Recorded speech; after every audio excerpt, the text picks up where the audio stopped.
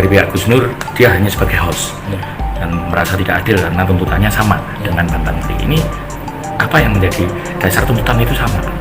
Kalau tidak dihadirkan oleh Gus Nur, tapi ternyata tuntutannya sama ini dengan Bambang ini. Tapi intinya ingin saya sampaikan kepada Anda, saudaraku, saya ini bukan pejabat. Walaupun saya tidak punya ijazah, walaupun saya nggak tamat, nggak akan mengancam negara, ya, nggak akan mengancam kedaulatan negara.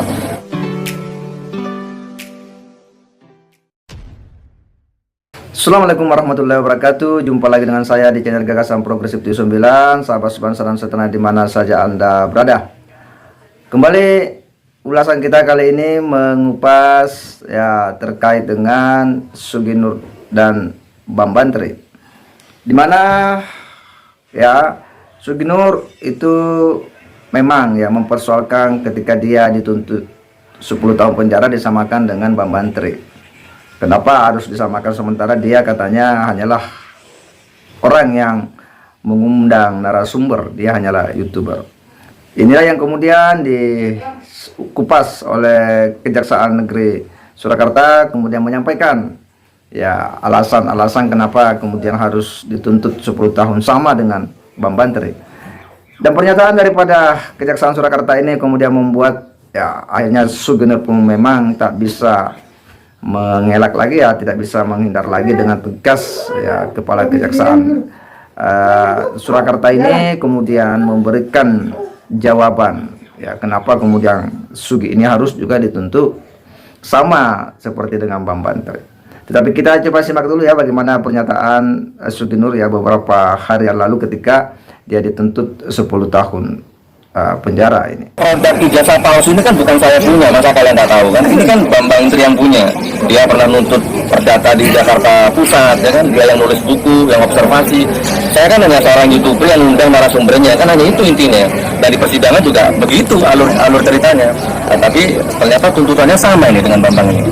Tapi intinya ingin saya sampaikan kepada Anda, saudaraku, saya ini bukan pejabat, walaupun saya tidak punya ijazah, walaupun saya nggak tamat, nggak akan mengancam negara, ya, nggak akan mengancam kedaulatan negara.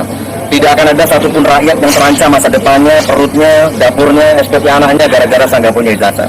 Ya itu responnya dulu Sugi ya waktu habis di pembacaan tuntutan oleh jaksa ya yang dia nada tidak menerima. Bahkan dalam beberapa pernyataan Sugi Nur itu ya dianggap bahwa itu perlakuan yang dianggap sadis ya karena tuntutan-tuntutan yang cukup tinggi seperti itu. Dan apa kemudian respon daripada Kejaksaan Surakarta ya ini juga dengan tegas ya memberikan ya jawaban bahwa ini dilakukan ya dengan sejumlah pertimbangan-pertimbangan hukum.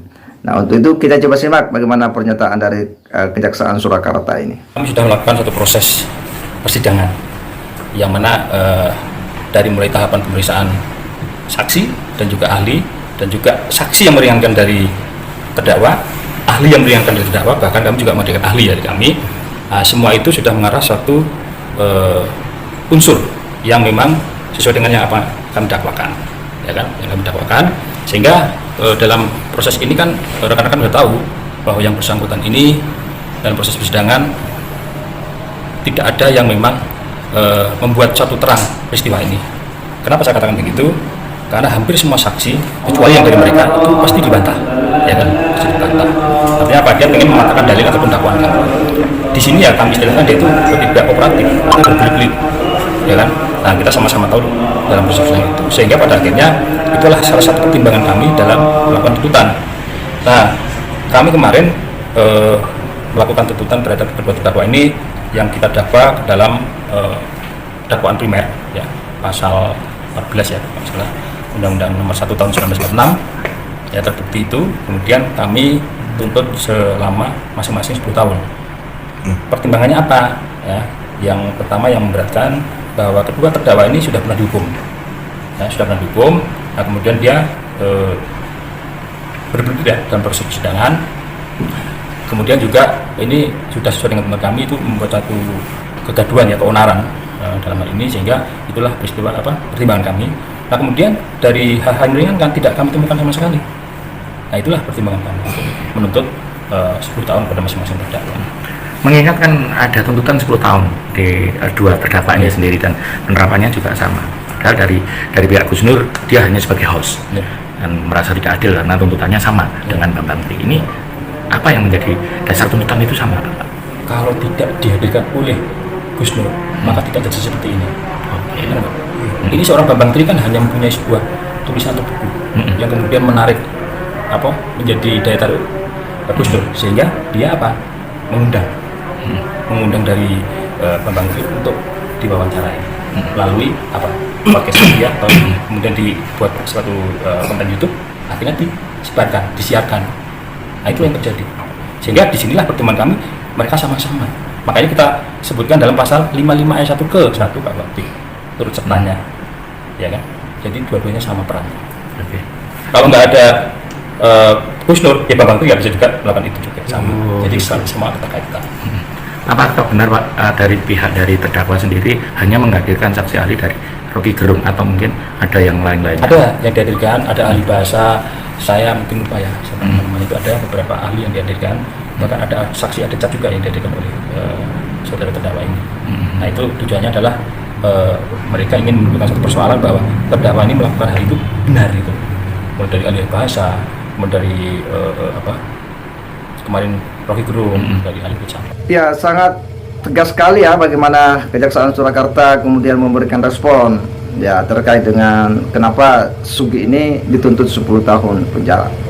Karena memang Sugi dalam berbagai kesempatan itu memprotes ya, terima ya kenapa dia harus dituntut 10 tahun. Padahal menurutnya dia kan hanyalah seorang YouTuber yang mengundang narasumber. Demikian pula para kuasa hukum Sugi juga sering memberikan ya argumentasi bahwa tuntutan itu semuanya menurutnya tidak berdasar ya. Dan berkali-kali juga Sugi Nur ya membuat statement-statement yang aneh ya, dengan sejumlah ya sindiran-sindiran kepada JPU ini ya.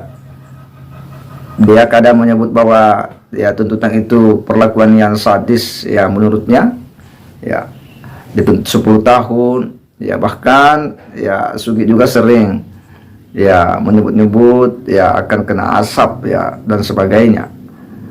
Dan apa yang disampaikan oleh ya Kejaksaan Surakarta ya ini kemudian semakin mempertegas dan semakin memperjelas kenapa si Sugi ini harus dituntut 10 tahun sama seperti Bambang Tri. Pertama, bahwa dia ini kan dituntut ya pasal 14 Undang-Undang Nomor 1 Tahun 1946 ya, karena ini telah menimbulkan keonaran. Kemudian ya untuk pasal 55 ya KUHP turut serta. Apa yang disampaikan oleh Kejaksaan Surakarta bahwa sebenarnya betul Sugi ini hanya mengundang narasumber yang punya buku Jokowi Undercover dan sejumlah informasi-informasi itu Bambang Tri. Tetapi tidak akan terjadi peristiwa itu, tidak akan spiral ini ya ketika Sugi tak mengundang. Sebagaimana kita tahu bahwa Sugi Nur ini kan setelah mendengar ya Bambang Tri dia lihat di YouTube itu kan dia mencari ya. Bahkan dia sendiri mengaku membiayai sampai mendatangkan Bambang Tri. Akhirnya terjadilah peristiwa itu. Apa yang disampaikan oleh Kejaksaan Surakarta ya betul sekali bahwa tidak akan terjadi itu podcast ketika Sugi Nur tak mendatangkan Bambang Tri. Ketika Sugi Nur tak memandunya untuk bermubahalah, itu pun mubahalah yang seperti keterangan saksi ahli yang didatangkan oleh jaksa penuntut umum ini, yakni Kiai Haji Bismahul Munir, bahwa itu juga tak memenuhi syarat dan rukun-rukunnya. Itu hanyalah menuduh orang dengan sumpah ya, karena kalau mubahalah itu harus 2 orang yang kemudian berhadapan. Nah, ini semakin mempertegas ya bahwa memang Sugi Nur ini ya kuat memang bersalah ya, melanggar ya undang-undang tindak pidana. Dan karenanya kenapa kemudian harus dituntut 10 tahun penjara ini. Sebagai seorang yang sebelumnya sudah pernah di penjara ya, dia residivis, kemudian dalam berbagai persidangan juga dianggap bahwa ada situasi di mana dia kadang kurang kooperatif ya dalam persidangan. Inilah semua hal-hal yang kemudian menjadi pertimbangan bagi Kejaksaan Negeri Surakarta kemudian ya menuntut Sugi Nur 10 tahun bahwa peristiwa mubahalah ya yang berujung pemberitaan menyebarnya berita ini menjadi viral yang telah menimbulkan keonaran dan sebagainya, pro kontra di luar sana, itu kan Sugi dalam sebuah podcastnya. Andaikan itu tidak terjadi, ya pasti tidak akan pro kontra seperti ini, tidak akan menimbulkan ya situasi-situasi yang hari ini dia pun dituntut. Maka nampaklah dan semakin jelas dan teranglah bahwa memang Sugi ini susah untuk kemudian ya selamat dari jeratan hukum. Ya, sekalipun para kuasa hukum terus menerus membangun opini bahwa Sugi harus bebas dan sebagainya. Kita akan menunggu seperti apa sidang putusan majelis hakim yang mungkin dalam waktu dekat ini yang harus ya memberi kepastian hukum dan mengakhiri polemik hiruk pikuk mubahalah ini sepuluh. Saya kira demikian. Wassalamualaikum warahmatullahi wabarakatuh.